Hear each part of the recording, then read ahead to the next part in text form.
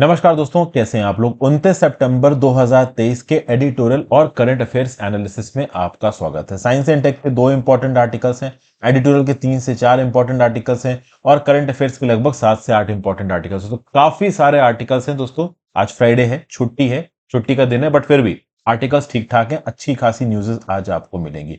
तो बिना time waste किए शुरू करते हैं। जो सबसे पहली न्यूज है वो है एल्डरली केयर से रिस्पेक्ट में। वर्ल्ड की पॉपुलेशन बूढ़ी हो रही है और इंडिया की पॉपुलेशन भी उसी ट्रेंड में बूढ़ी हो गई है। रिसेंटली एक रिपोर्ट रिलीज की गई है यूनाइटेड नेशंस की पॉपुलेशन फंड के द्वारा, इंडिया एजिंग रिपोर्ट 2023 की। इसके बारे में पिछले 2 दिनों में भी मैंने बात की, यहां पे भी कुछ फिगर्स देखते हैं। तो अबव 60 की जो आबादी है वो 10.5% ऑफ द पॉपुलेशन है, लगभग 14.9 करोड़ लोग एज ऑफ 1 जुलाई 2022। ये 2050 तक हो जाएगी 34.7 करोड़, पॉपुलेशन का 20.8%। 5 में से एक इंडिविजुअल एक सीनियर सिटीजन होगा। इसके बहुत सीवियर इंप्लीकेशंस होंगे हेल्थ के लिए, इकोनॉमी के लिए, सोसाइटी के लिए।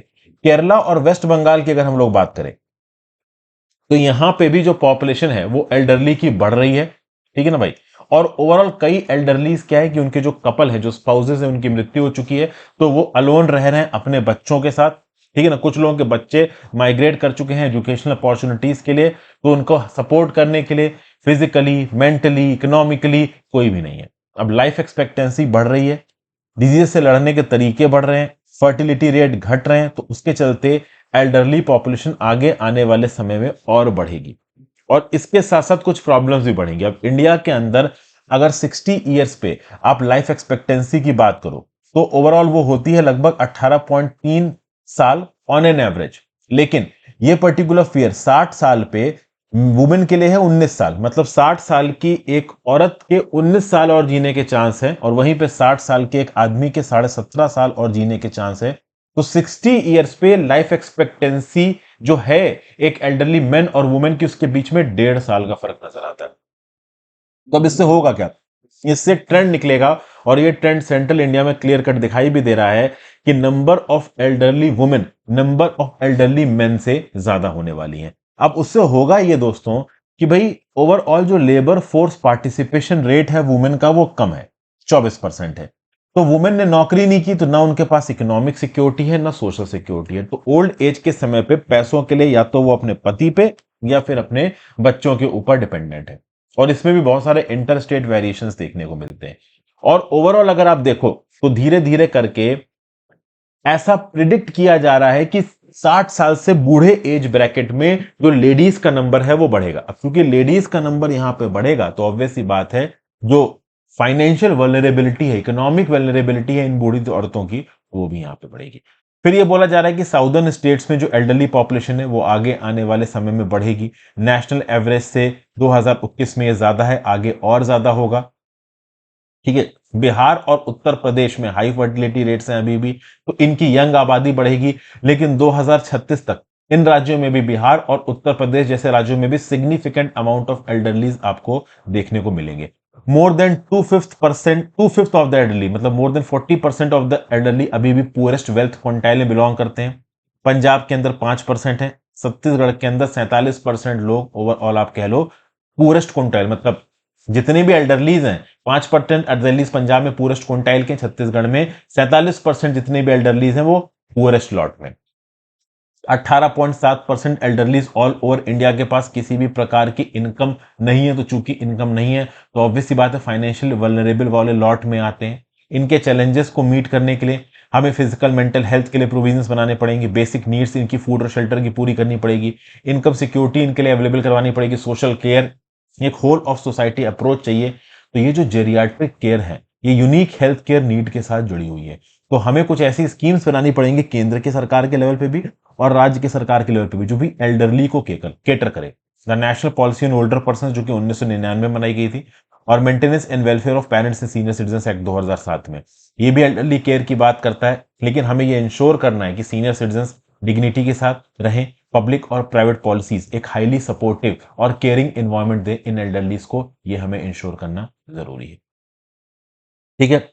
फिर इंडिया के अंदर किडनी ट्रांसप्लांट डेफिसिट, अब ये क्या बोला जा रहा है। देखिए, इंडिया के अंदर ऑर्गन शॉर्टेज की जब बात आती है तो चीजें थोड़ी अलार्मिंग हो जाती हैं, खासकर जब किडनी की बात की जाए।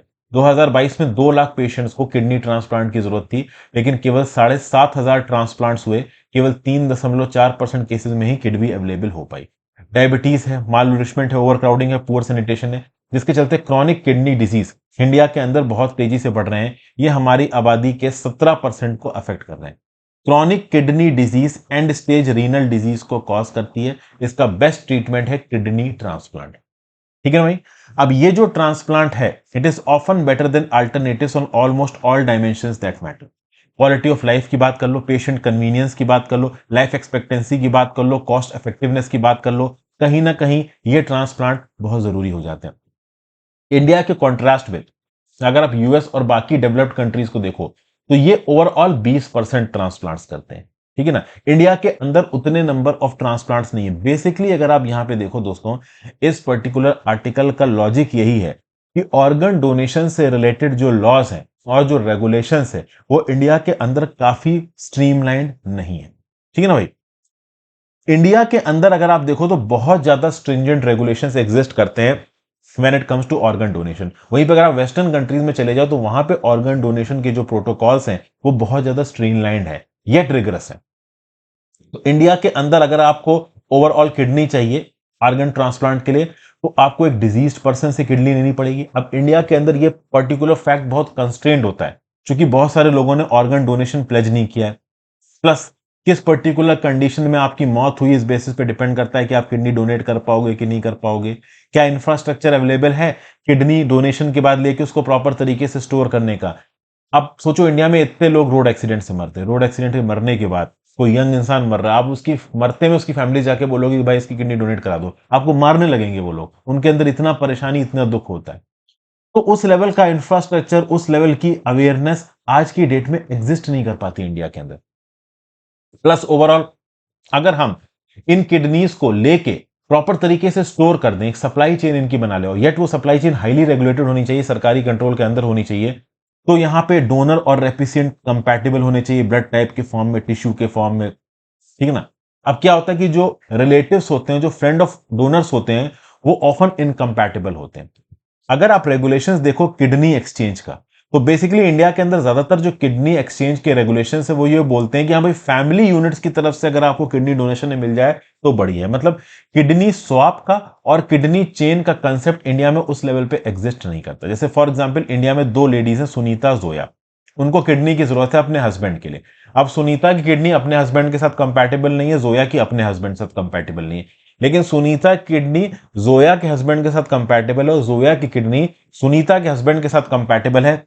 तो ये लोग अपनी किडनीज को स्वैप कर सकें, इस प्रकार का कोई एग्रीमेंट इंडिया के अंदर होना चाहिए स्वैप डोनेशंस का। प्रॉब्लम दोस्तों यहां पे ये है कि स्वैप डोनेशंस के रिस्पेक्ट में नियम कानून स्टेट वाइज आधार पर कुछ राज्यों में बने हैं, ज्यादातर राज्यों में इस प्रकार के नियम कानून और रेगुलेशंस इंडिया के अंदर बने नहीं है।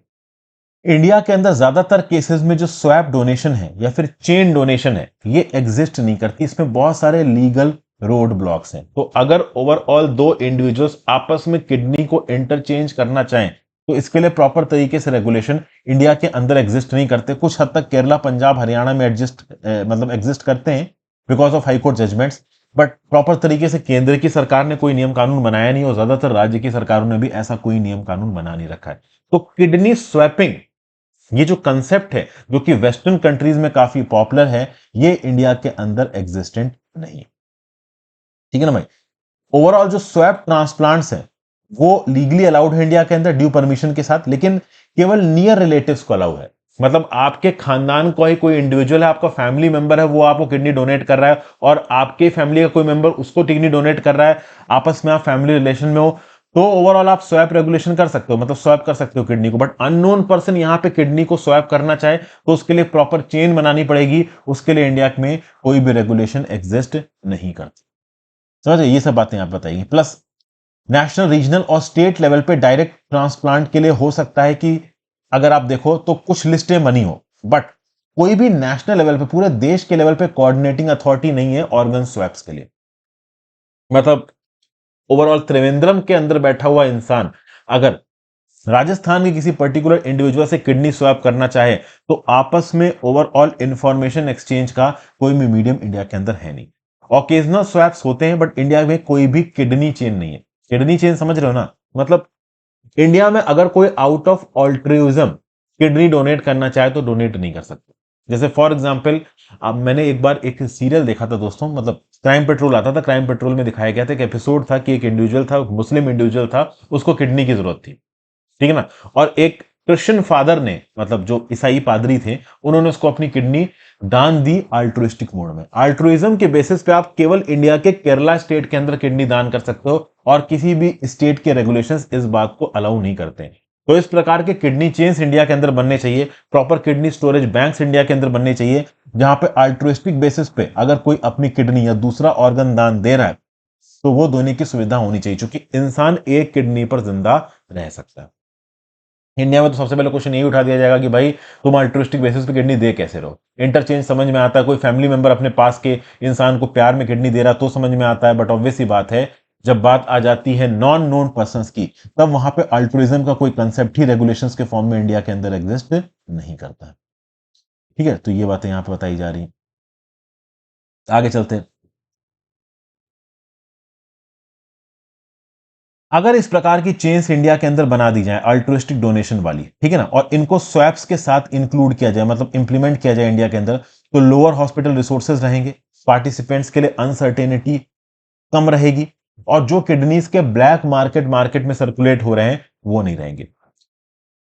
इंडिया के अंदर क्या होता है कि बहुत सारे लोग पैसों की कमी के कारण अपनी एक किडनी दे देते हैं, बेच देते हैं, ठीक है ना, कि भाई एक किडनी एक इंसान ने अपनी दे दी, उसको कुछ लाख रुपए या कुछ हजार रुपए मिल गए। अब वो क्या चीज दे रहा है, उसको भाई पैसों की बहुत जरूरत है तो उसने दे दी। आईफोन आईफोन जो लोग खरीद रहे हैं उसमें वो भी चलता है मजाक, क्या भाई अपनी किडनी निकाल के बेचो इतना महंगा है, वो बस एक मजाक की बात है। तो कुल मिला के जो ब्लैक मार्केट प्रोलिफरेट कर रहा है किडनी का, इसको अगर हम रोक सकते हैं प्रॉपर तरीके से स्वैप रेगुलेशन और किडनी चेंज को इंडिया के अंदर बनाया जाए। देखा जाए तो भैया transplantation in human organs tissues act 1994 में बनाया गया था, जिसने ओवरऑल ट्रांसप्लांट को पॉसिबिलिटी बनाया था। जब एक इंडिविजुअल ब्रेन स्टेम डेथ हो जाता है, फिर 2011 में एक अमेंडमेंट हुआ, स्वैप ट्रांसप्लांट्स को इंडिया के अंदर लीगलाइज किया गया, एक नेशनल ऑर्गन प्लांट मतलब ट्रांसप्लांट प्रोग्राम चला। बट प्रॉब्लम ये कि ये सारे प्रोग्राम्स ना नियर रिलेटिव्स के लिए वैलिड है। तो आपकी फैमिली के अंदर ही कोई इंडिविजुअल यहाँ पे ट्रांसप्लांट में अपनी किडनी डोनेट करना चाह रहा है तो एक अलग बात है। एक नॉन नोन इंडिविजुअल के साथ आप ओवरऑल इन प्लान्स के अंदर किडनी डोनेट नहीं करवा सकते। तो हमें क्या करना चाहिए? हमें overall Australia, Canada, Israel, Netherlands और यूनाइटेड स्टेट्स के जो स्वैप रेगुलेशंस है, अल्ट्रुइस्टिक डोनेशंस पे जो इनकी पॉलिसीज है, उनको यहां पे फॉलो करना चाहिए, ठीक है ना। एक प्रॉपर किडनी चेन बननी चाहिए, ऑर्गन डोनेशन की चेन। ये सिस्टम्स काफी इवॉल्व हैं, काफी मेच्योर हो चुके हैं, और उन्हीं सिस्टम्स को इंडिया के अंदर भी इंप्लीमेंट किया जा सकता है। ठीक है भाई, फिर अगली न्यूज। अब milestone in marriage, Hindu marriage reform in India. भाई देखिए, एक प्रकार की मैरिज होती है जिसको आप बोलते हो सूया मरियथई मैरिज। इसको सेल्फ रिस्पेक्ट मैरिज भी कभी कभी बोला जाता है। इन सेल्फ रिस्पेक्ट मैरिजेस में क्या होता है कि किसी हिंदू प्रीस्ट को मंत्र वगैरह पढ़ने के लिए नहीं बुलाया जाता, ठीक है ना। यहां पे जो मैरिज होती है, उस मैरिज के अंदर दो कंसेंटिंग इंडिविजुअल्स, लड़का लड़की, आपस में एक दूसरे के साथ मिलते हैं, जो भी थोड़ी बहुत उन्होंने वरमाला डाली और उसके बेसिस पे उन्होंने अपनी शादी कर ली। किसी यहां पे पंडित को नहीं बुलाया गया, कोई मंत्र नहीं पढ़वाए गए, किसी प्रकार की हवन पूजा नहीं हुई, क्योंकि इन लोगों का मानना है कि पंडित को बुला के अगर आप मंत्र पूजा पढ़वाते हो, हवन वगैरह करवाते हो, तो आप कास्ट प्रैक्टिसेस को, रिलीजियस प्रैक्टिसेस को बढ़ावा दे रहे हो। अक्सर कर आपने देखा होगा कि शादियों में पंडित आते हैं, वो पूजा करवाते हैं, उनकी पैर छुई जाती है, क्योंकि वो ब्राह्मण है तो उनको रिस्पेक्ट दी जाती है। कुछ लोग इतना भी नहीं करना चाहते, वो कहते हैं कि नहीं भाई, हम तो भाई इस कास्ट में मानेंगे नहीं, हम अपने सेल्फ रिस्पेक्ट मूवमेंट के चलते ओवरऑल अपनी सेल्फ रिस्पेक्ट शादी करेंगे, जिसको आप सूर्य मरिथाई बोलते हो, और उसके बेसिस पे हम अपनी शादी को रजिस्टर करवा लेंगे और हमारे पास हमारे कॉन्जुगल राइट्स आ जाएंगे। कॉन्जुगल राइट्स मतलब right to involve in sexual relationships, ठीक है भाई। अब हुआ क्या, एक यंग इंडिविजुअल है तमिलनाडु के अंदर, इनका नाम है इलावरसरन। इनकी शादी को अभी वॉइड बोल दिया गया मद्रास हाईकोर्ट के द्वारा, इनवैलिडेट कर दिया गया, क्रिमिनलाइज कर दिया गया। अब उनका दिमाग खराब हो गया कि भैया ये कौन से बेसिस पे क्रिमिनलाइज कर रहे हो। 1953 में अगर आप देखो तो चिदम्बरम चित्तियार वर्सेस देवानाई आची, ओवरऑल उस समय पे भी मद्रास हाईकोर्ट ने इस प्रकार की मैरिजेस को नल एंड वॉइड बताया था, क्योंकि वो हिंदू मैरिज रिचुअल्स को फॉलो नहीं करते। समझ गए भाई? तो बेसिकली 1953 में भी सूया मरियथाई थिरुमनम, ये जो मैरिज का कंसेप्ट था ना, उस समय पे भी अपोज किया गया था मद्रास हाई कोर्ट के द्वारा।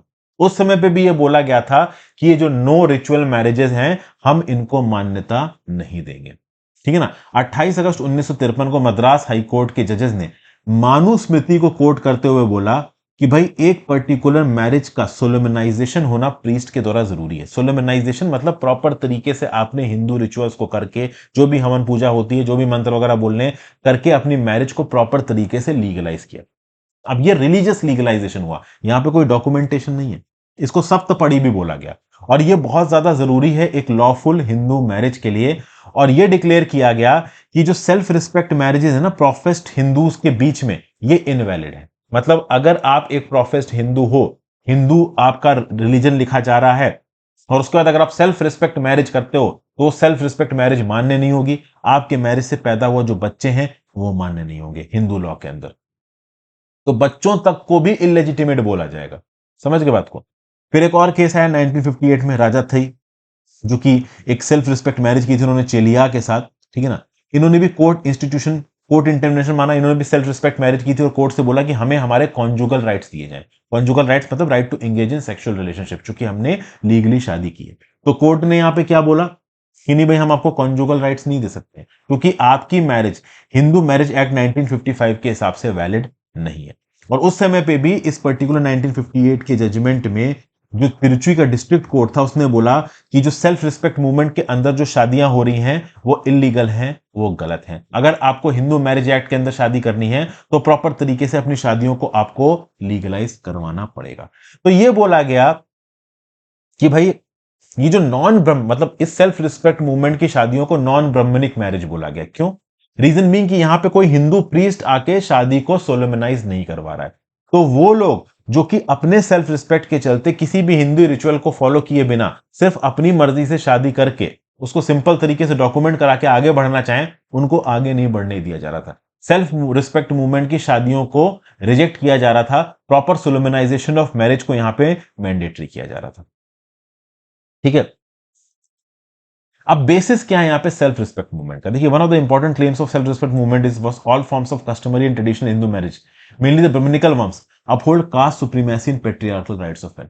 जितनी भी ओवरऑल इस प्रकार की हिंदू सुपरस्टिशियस शादी होती हैं, वो ट्रेडिशनल हिंदू मैरिजेस की कास्ट सुप्रीमेसी को, ब्राह्मणिकल डोमिनेंस को आगे बढ़ाती हैं, पेट्रियार्कल राइट्स ऑफ मेन को आगे बढ़ाती हैं। तो मेन और वुमेन के पास यहां पे एक डिसोल्यूबल कॉन्ट्रैक्ट होना चाहिए, एक कॉन्जुगल रिलेशनशिप फॉर्म करने का, और इसमें किसी भी प्रकार की रिलीजियस प्रैक्टिस इन्वॉल्व ना हो, कोई भी मंत्र और पंडित वगैरह को बुलाना इन्वॉल्व ना हो। यह बेसिस था किसका? आपका सेल्फ रिस्पेक्ट मूवमेंट का। इस मूवमेंट ने यह बोला कि हाँ भाई, हम सेल्फ रिस्पेक्ट मूवमेंट की शादी करने के बाद अपनी सिविल मैरिज को रजिस्टर करवा लेंगे, और यहां पे वुमेन के पास राइट होगा कि वो मैरिज को डिसॉल्व कर सकती है, रीमैरी कर सकती है, अपने राइट टू प्रॉपर्टी को क्लेम कर सकती है।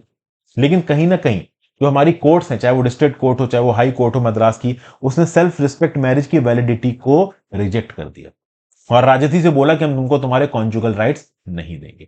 1969 में अगर आप देखो तो हिंदू मैरिज अमेंडमेंट एक्ट 1967 में अमेंड हो गया। तमिलनाडु की सरकार ने हिंदू मैरिज अमेंडमेंट एक्ट को 1967 में अमेंड करके यह बोला, तो जब तमिलनाडु की सरकार हिंदू मैरिज अमेंडमेंट एक्ट 1967 में लेके आई, उसके बाद अगर आप देखो तो राजती ने अपने कॉन्जुगल राइट्स को जीता जाके कोर्ट के अंदर।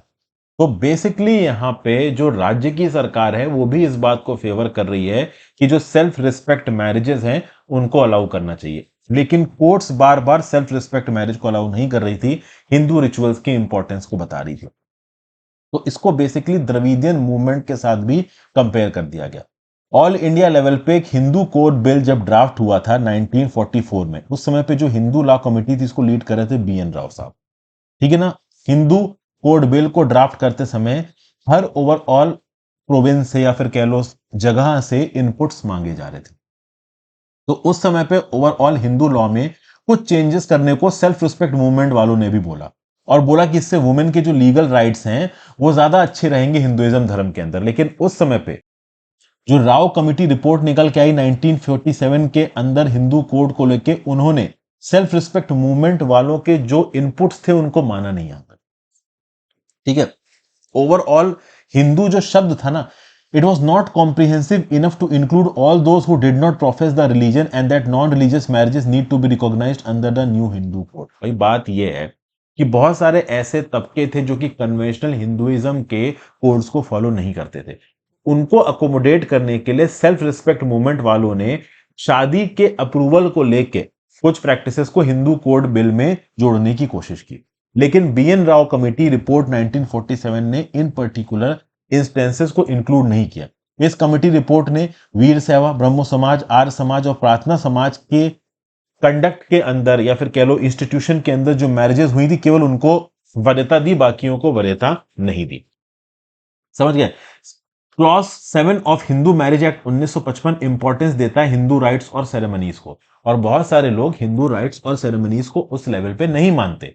तो हमें सेल्फ रिस्पेक्ट मूवमेंट के फॉलो करने वाले लोगों को भी यहां पे अकोमोडेट करना जरूरी था। लेकिन शुरुआत में जो हमारी हाईकोर्ट्स कर रही थी ना, जो मद्रास हाईकोर्ट कर रही थी, वो भी एक बहुत दकियानूसी तरीका है, इसको यहां पे बताया गया। समझ के बात को? चिदम्बरम चेतियार वर्सेस देवंची आची का जो केस था, वहां पे मद्रास की हाईकोर्ट ने कांग्रेस लेड मद्रास लेजिस्लेचर को ये रिकमेंड किया कि आप एक इनिशिएटिव लीजिए लेजिटिमाइज करने के लिए सेल्फ रिस्पेक्ट मैरिजेस को, और प्रॉपर्टी राइट्स प्रोटेक्ट करिए हिंदूज के। ठीक है ना, जिन्होंने नॉन रिलीजियस मैरिजेस प्रैक्टिसेस को फॉलो किया है। 1953 में मद्रास सरकार ने बोला कि हम Hindu non conformist marriage registration bill 1954 लेके आएंगे, लेकिन ये पॉलिटिकल अपोजिशन की वजह से लेके नहीं आ पाए, और बाद में उन्होंने बोल दिया कि जो सेल्फ रिस्पेक्ट वाली मैरिज है इनको हिंदू मैरिज एक्ट के अंदर रजिस्टर करने की जरूरत नहीं, एक काम करो इनको स्पेशल मैरिज एक्ट 1954 में रजिस्टर कर लो। बाद में कुछ और इंटरप्राइजिंग इंडिविजुअल सामने आए, जैसे कि 1959 में एस एम अन्नामलाई, द्रविड मुनिद्र कजागम के, ये लेके आए मद्रास सुय मथ्रियाल marriage validation bill, self respect marriages को लीगलाइज करने के लिए, लेकिन फिर इसको कांग्रेस लेजिस्लेटर्स ने अपोज करना शुरू कर दिया। तो बहुत सारी पॉलिटिक्स हुई यहां पे। फाइनली अगर आप देखो तो Hindu marriage Tamil Nadu amendment act 1967 आया, इसने ओवरऑल सारी नॉन रिचुअल हिंदू मैरिजेस को लीगलाइज कर दिया, और Brahmanic interpretations of Hindu marriage का जो बोलबाला था उनको यहां पे साइडलाइन किया।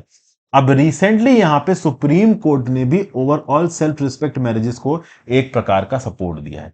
जब यहां पे मद्रास हाई कोर्ट ने इस इलावसरन नाम के इंडिविजुअल की सुयमरिथियाई मैरिज को इलीगल बताया, तब सुप्रीम कोर्ट ने भी यहां पे मद्रास हाई कोर्ट को याद दिलाया है कि भाई आप 1967 के हिंदू अमेंडमेंट बिल को देखिए, जो कि तमिलनाडु सरकार के द्वारा लाया गया है, ये ओवरऑल कहीं ना कहीं सेल्फ रिस्पेक्ट मैरिज को भी वरीयता दे रहा है। तो बेसिकली क्या लिखा है?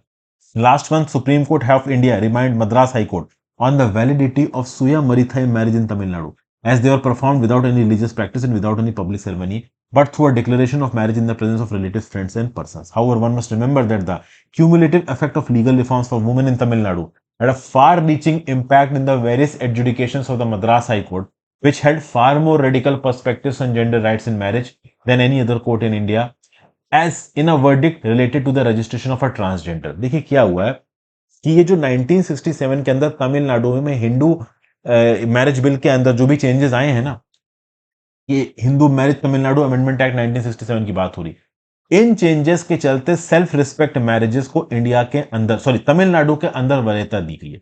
और तमिलनाडु में मद्रास हाईकोर्ट कई बार ट्रांसजेंडर मैरिजेस को भी एक्सेप्ट कर चुका है हिंदू मैरिज एक्ट 1956 के अंदर।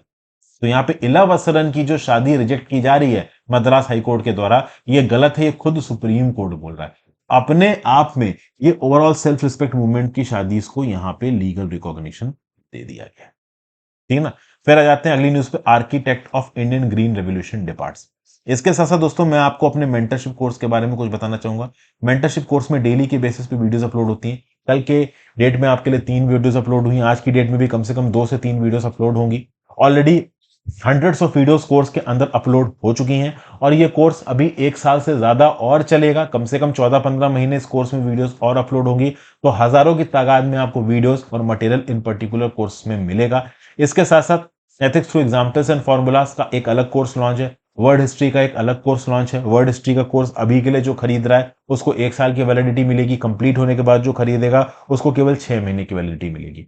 तो अगर आप मेंटरशिप कोर्स खरीद रहे हैं तो आपको ethics through examples and formula और वर्ड हिस्ट्री का कोर्स अलग से खरीदने की जरूरत नहीं है। और अगर आपको मेंटरशिप कोर्स नहीं लेना है, केवल एथिक्स या वर्ड हिस्ट्री का कोर्स लेना है, तो वो भी आप स्टोर सेक्शन में जाके अपने हिसाब से खरीद सकते हैं। इन कोर्सेज के लिए आप www.harshitdwedi.com के स्टोर सेक्शन में जा सकते हैं, या फिर मेरी ऐप हर्षित द्विवेदी एजुकेशन को एंड्रॉइड या iOS से भी डाउनलोड कर सकते हैं। आज जो टॉपिक बहुत ज्यादा न्यूज में है वो है आर्किटेक्ट जो थे इंडिया के ग्रीन रेवोल्यूशन की, ये चल बसे। इनका नाम है मानकोम्बू संबिसवसिवन स्वामीनाथन। इनको लेजेंडरी एग्रीकल्चर साइंटिस्ट बोला जाता है। आर्किटेक्ट थे एक देश ग्रीन रेवोल्यूशन के। इनकी मृत्यु हो गई चेन्नई में, 98 साल के थे। अगर आप देखो तो जो back to back severe drought आए थे मिड 1960s में, इसने पॉलिटिकल लीडरशिप और साइंटिफिक फ्रेटर्निटी को बोला था कि आप सॉल्यूशंस ढूंढिए। जो शिप टू माउथ की एग्जिस्टेंस चल रही थी उस समय पे कंट्री की प्रॉब्लम्स को सॉर्ट आउट करने के लिए, हम लोग यूएस से इंपोर्ट की हुई फ्रेग्रेंस के ऊपर डिपेंडेंट हो गए थे। उस समय पे डॉक्टर स्वामीनाथन साहब ने दो एग्रीकल्चर मिनिस्टर्स के साथ काम किया। एक सी सुब्रमण्यम 1964 से 67 और एक जगजीवन राम 1967 से 1970। 1974 से लेकर 1970 में ग्रीन रेवोल्यूशन पूरी तरीके से सक्सेसफुल हो चुका था और इंडिया के अंदर एक क्वांटम जंप देखने को मिला प्रोडक्टिविटी और प्रोडक्शन ऑफ व्हीट और राइस में, जिसमें केमिकल बायोलॉजिकल टेक्नोलॉजी को मिला के किया गया। ठीक है, तो ये सब बातें ओवरऑल स्वामीनाथन जी की तारीफ में यहाँ पे बहुत सारी बातें लिखी हुई हैं। अगर हिस्ट्री में देखा जाए तो कुंभकोणम में इनका जन्म हुआ था 7 अगस्त 1925 को। एम संबाशिवन सर्जन इनके पिता थे। पार्वती थंगमई स्वामीनाथन इनकी माता जी थी। ठीक है, ये एग्रीकल्चरल साइंस में काफी इंटरेस्ट लेते थे। ओके, इनके फादर फ्रीडम मूवमेंट में भी पार्टिसिपेट किए थे। महात्मा गांधी जी का काफी इन्फ्लुएंस था इनके ऊपर, इसलिए एग्रीकल्चर सब्जेक्ट में एम एस स्वामीनाथन जी का जो इंटरेस्ट था वो बढ़ा। ये पुलिस ऑफिसर बन सकते थे 1940s में, पुलिस सर्विसेज में भी ये सेलेक्ट हुए थे, लेकिन बाद में इन्होंने अंडर ग्रेजुएट डिग्री की। एक डिग्री इन्होंने एग्रीकल्चर कॉलेज कोयम्बटूर से की। पोस्ट ग्रेजुएट डिग्री मिलने के बाद साइटोजेनेटिक्स में 1949 में इंडियन एग्रीकल्चर रिसर्च इंस्टीट्यूट से दिल्ली से इन्होंने एक डॉक्टर ऑफ फिलोसफी की कैम्ब्रिज से, यहाँ पे ये अपनी वाइफ से मिले। फिर उन्होंने पोस्ट डॉक्टरल रिसर्च की यूनिवर्सिटी ऑफ विस्कॉन्सिन से। 1954 में स्वामीनाथन जी ने ज्वाइन किया central rice research institute Cuttack में, और फिर आईएआरआई ज्वाइन किया जुलाई 1966 में। उसके बाद ये आईएआरआई के डायरेक्टर बने। 1972 तक ये डायरेक्टर की पोस्ट पे रहे और वहीं से इन्होंने ग्रीन रेवोल्यूशन वाला सारा काम किया। इनको पद्मश्री दिया गया 1967 के अंदर। कम्युनिटी लीडरशिप के लिए इनको रमन मगसेसे अवार्ड दिया गया 1977 में। पद्म भूषण दिया गया इनको 1970। ठीक है भाई, तो ये सब बातें ओवरऑल यहाँ पे बताई जा रही हैं। कुल मिला के काफी बड़ा रोल रहा है स्वामीनाथन साहब का। हालांकि देखा जाए तो स्वामीनाथन साहब को भारत रत्न भी मिलना चाहिए था, इनका काम बहुत बड़ा था। 1982 से लेके 88 के बीच में इन्होंने हेड किया international rice research institute Philippines को। 1987 में इनको मिला वर्ल्ड फूड प्राइज। पहले फॉरेनर थे जिनको गोल्डन हार्ट प्रेसिडेंशियल अवार्ड मिला फिलीपींस का। बाद में इनको पद्म विभूषण भी इंडिया की तरफ से दिया गया।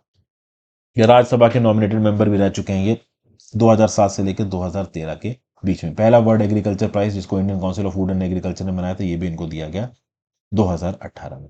तो कुल मिला के इनकी जो अचीवमेंट्स है बहुत ज्यादा बड़े हैं।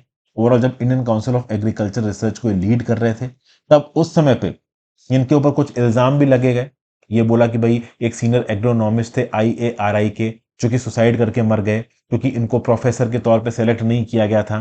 तो यहाँ पे इनकी डिक्टेटोरियल टैक्टिक्स जो थी इंस्टीट्यूट को लीड करने की, इसके ऊपर भी सवाल उठाया गया था। कई बार स्वामीनाथन साहब को इस बात के लिए भी क्रिटिसाइज किया गया है कि इनके लाइक ग्रीन रेवोल्यूशन के ही चलते हमारी जो प्रोडक्टिविटी है वो काफी कम हो गई है। हम लोग ओवरऑल फर्टिलाइजर्स, पेस्टिसाइड्स, केमिकल्स, इन चीजों के ऊपर ज्यादा डिपेंडेंट हो गए वगैरह वगैरह।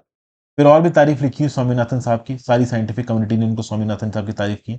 नॉर्मन बोरलॉग आप देख सकते हो दिल्ली के अंदर क्रॉप्स की वो कर रहे हैं, और उसके साथ साथ आपको स्वामीनाथन साहब भी इस फोटो में दिख जाएंगे। फिर आ जाते हैं भाई अगली न्यूज पे।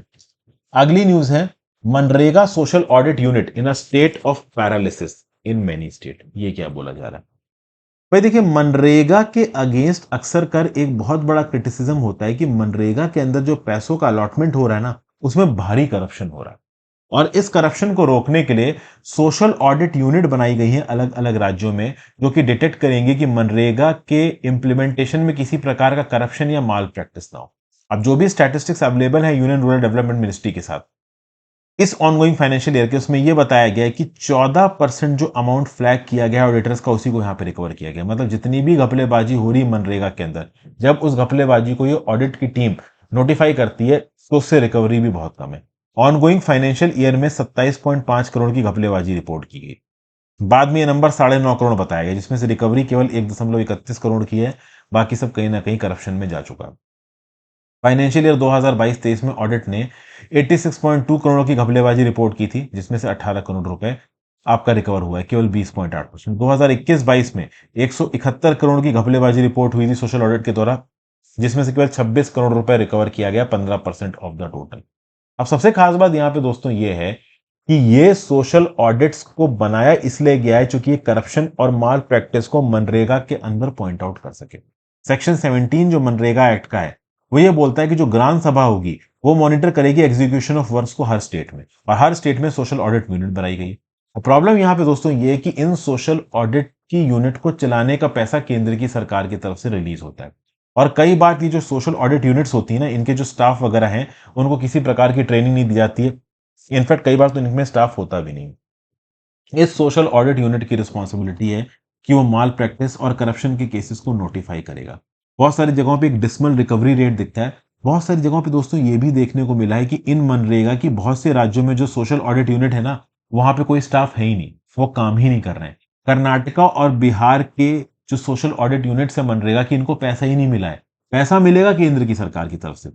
अब करप्शन के इल्जाम के बेसिस पे मनरेगा को ओवरऑल बजट में ज्यादा पैसा एलोकेट नहीं कर रही केंद्र की सरकार, और इस करप्शन को कम करने के लिए जो सोशल ऑडिट यूनिट है उनको भी पैसा नहीं दे रही केंद्र की सरकार। तो ये काम गड़बड़ है। जरूरी यह है कि केंद्र की सरकार इन सोशल ऑडिट यूनिट्स को इनफ क्वांटिटी में पैसा एलोकेट करे, जिसके बेसिस पे एफिशिएंटली काम कर सके। ठीक है, फिर भैया अगला आर्टिकल, नगोर्नो काराबाग की जो सेपरेटिस्ट सरकार है वो अपने आप को डिसॉल्व कर रही है। नगोर्नो काराबाग के रिस्पेक्ट में दोस्तों रिसेंटली मैंने एक वीडियो बनाई है, मैं आपको रिकमेंड करूंगा कि आप उस पर्टिकुलर वीडियो को जरूर देखें। ये उस वीडियो का थंबनेल है, the bloody history of Nagorno काराबाग। तो मैं आपको ये रिकमेंड करूंगा कि आप इस वीडियो को जरूर देखें दोस्तों, क्योंकि इस पर्टिकुलर वीडियो में पूरी हिस्ट्री मैंने नगोर्नो काराबाग की आपको समझा रखी है कि पहले क्या होता था, 1806 तक क्या हुआ, 1980s में क्या हुआ, 1988 से लेकर 1994 की पहली नगोर्नो काराबाग जंग में क्या हुआ, उसके बाद 2020 में जो दूसरी जंग हुई उसमें अर्मेनिया ने क्या खोया और अजरबैजान ने क्या जीता, और फाइनली अभी के लिए यहाँ पे सिचुएशन क्या है। तो नगोर्नो काराबाग का ये जो पूरा का पूरा रीजन है काफी अनस्टेबल है, और अब यहां से न्यूज निकल के आ रही है कि बड़े तादाद में जो एथनिक अर्मेनियंस इन नगोर्नो काराबाग में रहते थे और इस पर्टिकुलर इलाके पे इन्होंने अपनी खुद की एक सेपरेटिस्ट सरकार बना रखी थी, इस सरकार को डिसॉल्व करके ज्यादातर लोग यहां से निकलने के चक्कर में थे।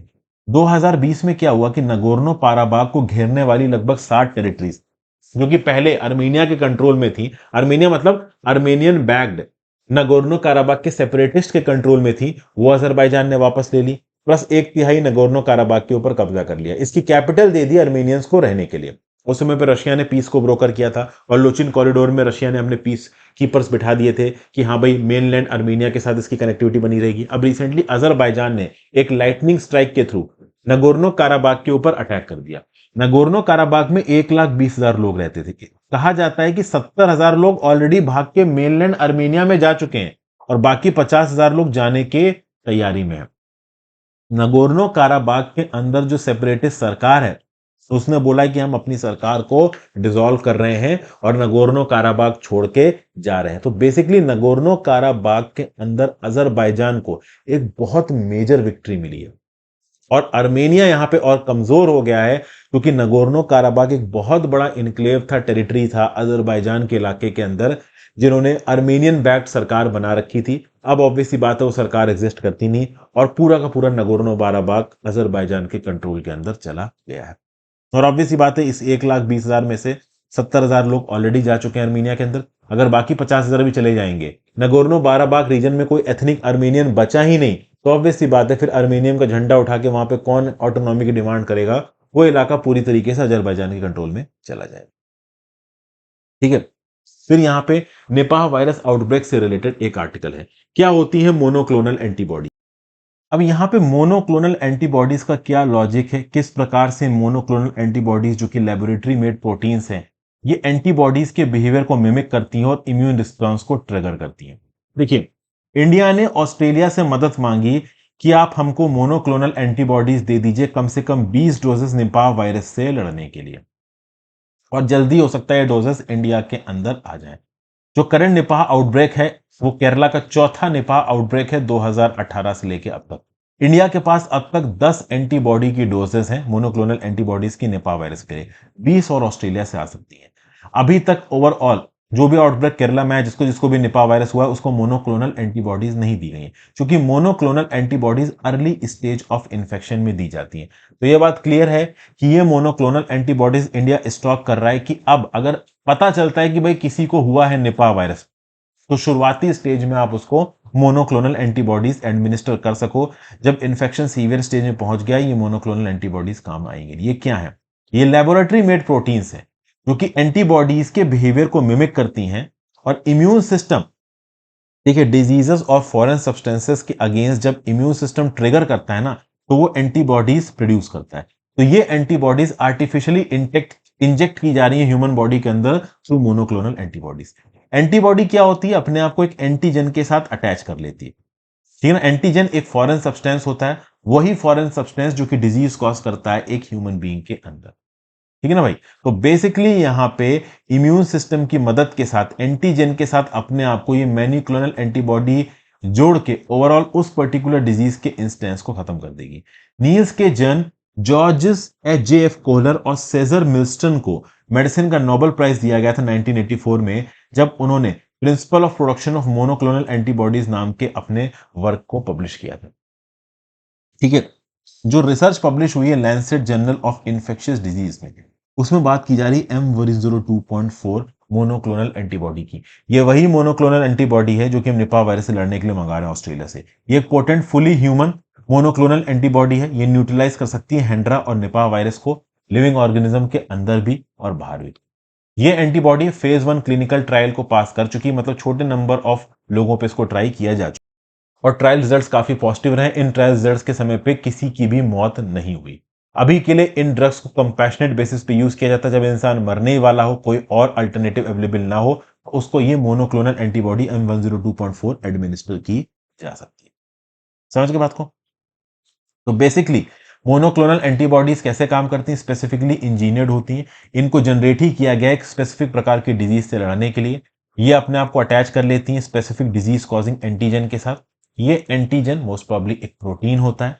मोस्ट सक्सेसफुल जो मोनोक्लोनल एंटीबॉडीज होती हैं पेंडेमिक के समय पे, उन्होंने क्या किया, उनको इस प्रकार से इंजीनियर किया गया कि वो SARS-CoV-2 वायरस के स्पाइक प्रोटीन के साथ अपने आप को बाइंड कर ले, और इस प्रोटीन की जो फंक्शनिंग है ना दूसरी सेल्स को इन्फेक्ट करने की, उसको रोक दें, ब्लॉक कर दें। डॉक्टर कोलर और डॉक्टर मिल्स्टीन ने जनरेशन ऑफ मोनोक्लोनल एंटीबॉडीज को इस्तेमाल किया था ह्यूमंस में 1975 में। और ओवरऑल यहां पे जो प्रिंसिपल था, ठीक है, क्या था, हाइब्रोडोमा करके एक फ्यूजन सेल होती है जो कि बी सेल से बनी होती है, व्हाइट ब्लड सेल्स जो कि एंटीबॉडीज क्रिएट करती हैं। और माइलोना नाम की जो सेल्स होती हैं वो एबनॉर्मल प्लाज्मा सेल्स होती हैं। तो ये जो हाइब्रिड सेल्स है ना दोस्तों, इन्होंने ओवरऑल रिसर्चर्स को अलाउ किया कि वो एक सिंगल एंटीबॉडी क्लोन बना सके, जिसको बाद में मोनोक्लोनल एंटीबॉडी कहा गया। तो शुरुआत में ये जो हाइब्रिडोमा नाम के सेल को प्रोड्यूस करने की जो टेक्नोलॉजी थी वो माइस में यूज की गई, ठीक है ना भाई। तो ये जो एंटीबॉडीज बनाई जाती है मोनोक्लोनल एंटीबॉडीज, इनको रिकॉम्बिनेंट डीएनए टेक्नोलॉजी की मदद से बनाया जाता है। ये जो मोनोक्लोनल एंटीबॉडी का जो बाइंडिंग रीजन है, इसके सिग्निफिकेंट कैरेक्टरिस्टिक्स को आर्टिफिशियली इनके अंदर इन्फ्यूज किया जाता है, और जो बी सेल्स है इनको लेबोरेटरी में सिंथेसाइज किया जाता है। रिकॉम्बिनेंट डीएनए टेक्नोलॉजी के बेसिस पे इनको एक ऑर्गेनिज्म के अंदर इंट्रोड्यूस किया जाएगा, और उसके बाद ओवरऑल जो कंपोनेंट्स है वायरस के, जिनको आप ग्लाइकोप्रोटीन्स बोलते हो, जो कि ह्यूमंस के अंदर बीमारी कॉज करते हैं, ये जो immuno dominant receptor binding glycoprotein होता है ना एक पर्टिकुलर वायरस का, उसके साथ जाके ये M102.4 मोनोक्लोनल एंटीबॉडी चिपक जाएगी और निपाह वायरस और हैंड्रा वायरस के फैलाव को रोकेगी। इसका एक सक्सेसफुल क्लिनिकल ट्रायल हुआ था 40 वॉलंटियर्स में मार्च 2015 से जून 2016 के बीच में। ना ही पेशेंट्स को और ना ही एडमिनिस्टर करने वाले रिसर्चर्स को यह पता था कि किसको प्लेसेबो दिया गया और किसको सच में M102.4 दिया गया है। कोई भी डेथ यहाँ पे पेशेंट्स की हुई नहीं। इन पर्टिकुलर रिसर्च को एक सक्सेसफुल रिसर्च बताया गया था, और इसके बेसिस पे बाद में कभी मोनोक्लोनल एंटीबॉडी को टेस्ट करने की नौबत आई नहीं, ठीक है। तो अभी के लिए हो सकता है कि अगर ज्यादा फैलाव होता है निपाह वायरस का केरला के अंदर, तो मोनोक्लोनल एंटीबॉडीज की टेस्टिंग का सेकेंड फेज इंडिया के अंदर ही हो जाए, ठीक है भाई। तो ये सब बातें यहाँ बताई जा रही हैं। फिर understanding the ABC of dengue control and better management. तो भैया डेंगू का सीजन आ रखा है इस समय पे इंडिया के अंदर, यूपी में तो भाई सुनने में खबरें आ रही, कुछ लोगों की मौतें भी हो रही हैं भाई। तो क्या होता है कि डेंगू एक ऐसी बीमारी है जी, प्रॉम्प्ट बेसिस पे इसके सिम्टम्स को समझना, इसका डायग्नोसिस करना, इसका ट्रीटमेंट करना और वार्निंग साइंस को समझना बहुत ज्यादा जरूरी है। ठीक है भाई। ओवरऑल क्या होता है कि डेंगू के अंदर दो फेजेस हैं। पहला फेज होता है फर्स्ट डे से तीसरे डे तक का, जिसको आप बोलते हो एक्यूट वायरेमिक फेज। इस फेज के समय पे हॉस्पिटल वगैरह में एडमिट नहीं किया जाता, सिचुएशन को मॉनिटर किया जाता है। और दूसरा फेज होता है क्रिटिकल फेज, जो कि तीसरे से छठे दिन तक चलता है। समझ गए? इस तीसरे से छठे दिन वाले फेज में ओवरऑल पेशेंट्स को मॉनिटर करना जरूरी है, उनके हेमोटोक्रिट लेवल्स को मॉनिटर करना जरूरी है, ओवरऑल उनके फीवर सिम्टम्स को मॉनिटर करना जरूरी है, उनके प्लेटलेट्स को मॉनिटर करना जरूरी है, levels of headache, severe myalgia, molecular rash, body पर रैश आ जाते हैं, टॉर्निक टेस्ट, बहुत प्रकार के यहाँ पे मेडिकल टर्म्स इस्तेमाल किए गए, उतना डिटेल में घुसने की जरूरत नहीं है।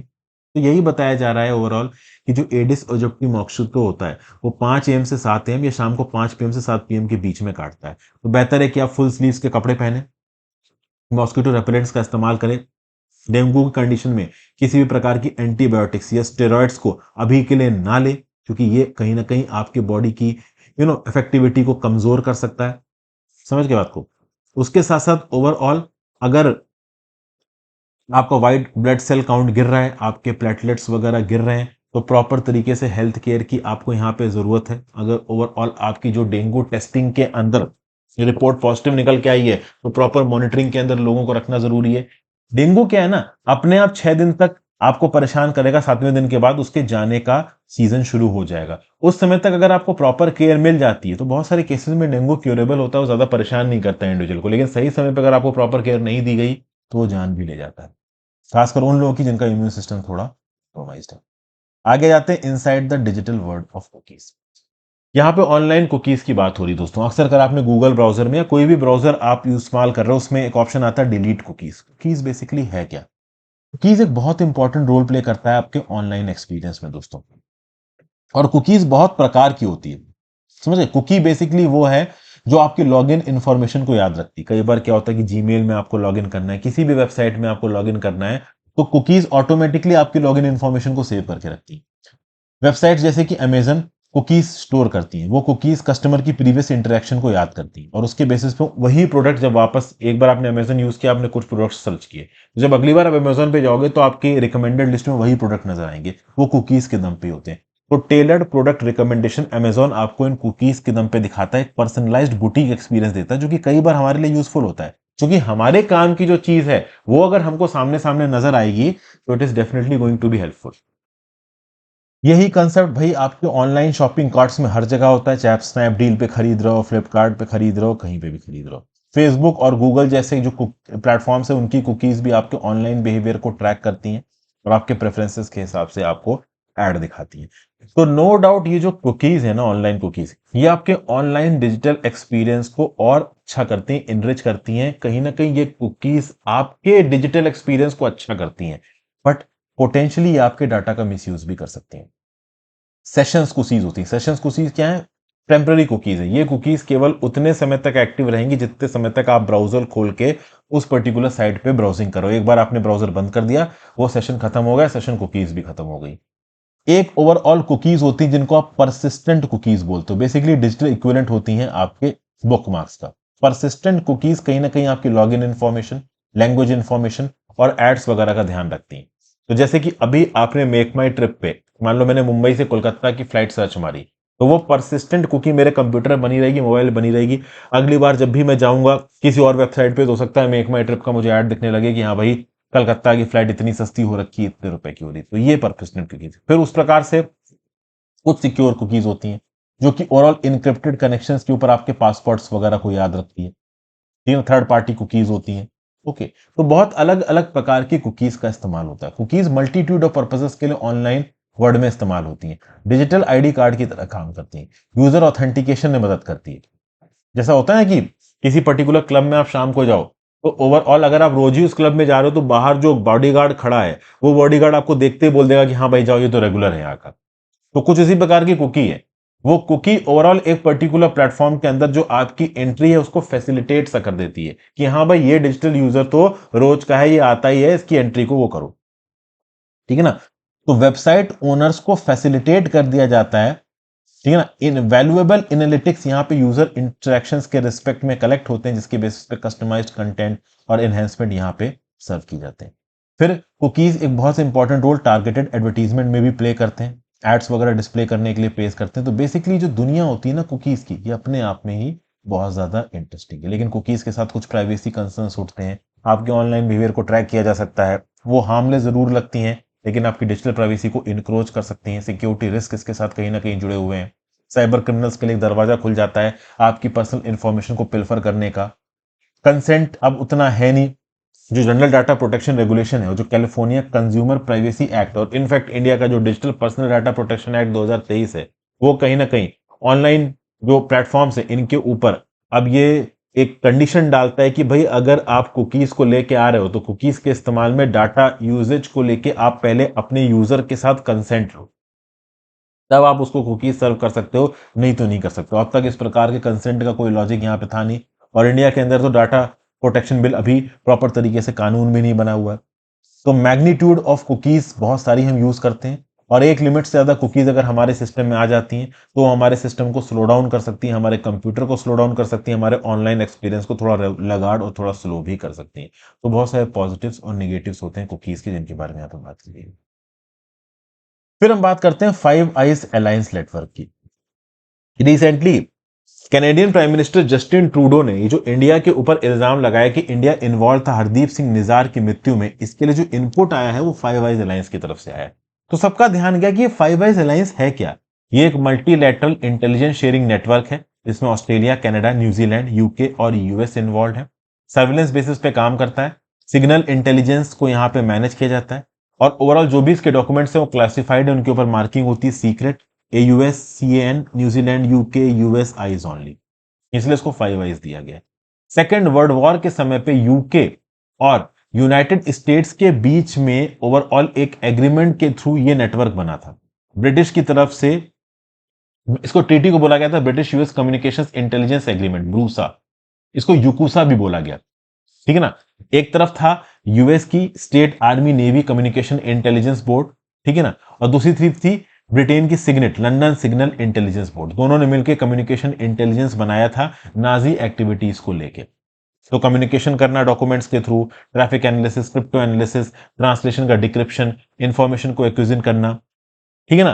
तो ओवरऑल पहले तो यूएस यूके के बीच में ग्रुप था सेकेंड वर्ल्ड वॉर के समय पे। बाद में कनाडा ने इस ग्रुप को 1948 में ज्वाइन किया, ऑस्ट्रेलिया और न्यूजीलैंड ने तो इस ग्रुप को 1956 में ज्वाइन किया। तो बेसिकली जो इंटेलिजेंस अलायंस था ये बना था 1940s में, लेकिन ओवरऑल धीरे धीरे करके कंट्रीज इसमें जुड़ती गई। इनफैक्ट ऑस्ट्रेलियन पीएम को जो थे उस समय के, घॉग विटलम, उसको ओवरऑल ब्रूसा के बारे में 1973 तक नहीं पता था। तो बेसिकली अगर आप देखो तो फाइव आइज इंटेलिजेंस नेटवर्क बहुत ज्यादा पुराना है, आज की डेट में ये पब्लिक हुआ है। सब लोगों को लगता है, बहुत से लोगों को आप में से लगता होगा कि फाइव आइज इंटेलिजेंस नेटवर्क अभी रिसेंटली बना है, जबकि ये रिसेंट का नेटवर्क नहीं है, ये one of the oldest network है दोस्तों। ओके, इनफैक्ट इस फाइव आइज इंटेलिजेंस नेटवर्क को लेके 2013 में भी क्रिटिसिज्म हुआ था, जब एडवर्ड स्नोडन जो कि फॉर्मर एनएसए कॉन्ट्रैक्टर थे, उन्होंने इस फाइव आइज नेटवर्क को सुप्रा नेशनल इंटेलिजेंस ऑर्गेनाइजेशन बनाया था, जिसके बारे में बोला गया था कि यह नेटवर्क अपने ही देश जिन्होंने इसको बनाया उनके ही कानूनों को नहीं मानता। और इस particular five eyes intelligence network की कंट्रीज ने अपने अपने इलाके बांट रखे हैं। जैसे यूएस की रिस्पॉन्सिबिलिटी है रशिया, नॉर्दर्न चाइना और ज्यादातर एशिया, लैटिन अमेरिका पे नजर रखने की। ऑस्ट्रेलिया की responsibility southern China, Indo China और उसके क्लोज नेबर्स पे नजर रखने के लिए, ठीक है ना, जैसे इंडोनेशिया। यूके की रिस्पॉन्सिबिलिटी है अफ्रीका और वेस्ट ऑफ यूराल पे नजर रखने के लिए, फॉर्मर सोवियत यूनियन के साथ। न्यूजीलैंड की रिस्पॉन्सिबिलिटी है वेस्टर्न पैसिफिक। कनाडा की रिस्पॉन्सिबिलिटी है पोलर रीजन्स ऑफ रशिया। तो basically five eyes intelligence network के अंदर कंट्रीज ने अपने अपने इलाके बांट रखे हैं, ठीक है भाई। तो ये था ओवरऑल। तो आई होप आज के लेक्चर में आपको मजा आया दोस्तों। थोड़ा लेक्चर लंबा जरूर हो गया है, बट काफी इंपॉर्टेंट इन्फॉर्मेशन थी। फ्राइडेज के लेक्चर अक्सर छोटे ही होते हैं, बट ये थोड़ा लंबा हो गया। आई होप आपको लेक्चर में मजा आया हो। अपने व्यू पॉइंट नीचे कमेंट बॉक्स में देके जाइएगा दोस्तों। इंस्टाग्राम पे फॉलो कर लीजिएगा, टेलीग्राम ग्रुप ज्वाइन कर लीजिएगा, ज्यादा से ज्यादा लोगों से लेक्चर को शेयर करें, और हो सके तो मेरे मेंटरशिप कोर्स को ज्वाइन करिए। काफी कुछ आपको यूजफुल यहाँ पे सीखने को मिलेगा। Have a great